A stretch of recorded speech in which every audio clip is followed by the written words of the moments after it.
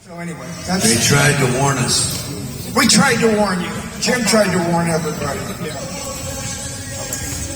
Gentlemen, it's very much an honor to stand here before you. I got a question. You played both in the most iconic sequels ever made, and both movies, Aliens and Terminator 2, they went on a complete different direction than the original. How was it to build out the franchise like that?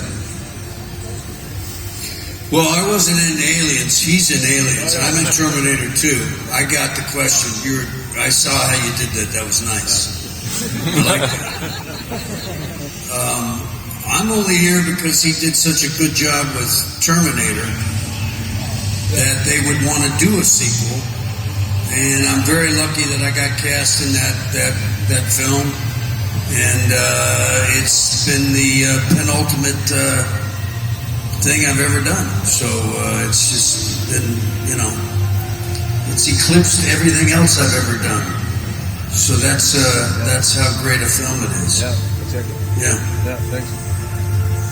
And it holds up, and it's terrifying because it's real, and we're living in it right now. Yeah. And he's right, it's 40 years later, and the machines have taken over, and artificial intelligence, and all that stuff is real, and it's kind of scary because it all came out of the imagination of our friend James Cameron, and it's pretty terrifying to think about. And Aliens didn't come out of nowhere, though. Aliens came from Alien, of course. And Ridley Scott made a really brilliant little movie. And it reminds me of the Terminator.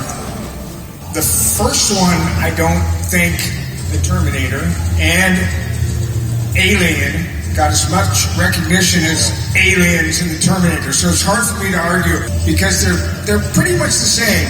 Terminator and T2 and Alien and Aliens. So, but what I was saying was you said like it kind of came from nowhere. No, it came from Ridley Scott. Yeah. And what Jim did was he took a military position with it and turned it into a military movie, turned it into an action movie. Yeah. Where before it was just a horror movie. But, it was a horror movie in space, and it was pretty brilliant to start out with. Right. Yeah, exactly. Thank you very much.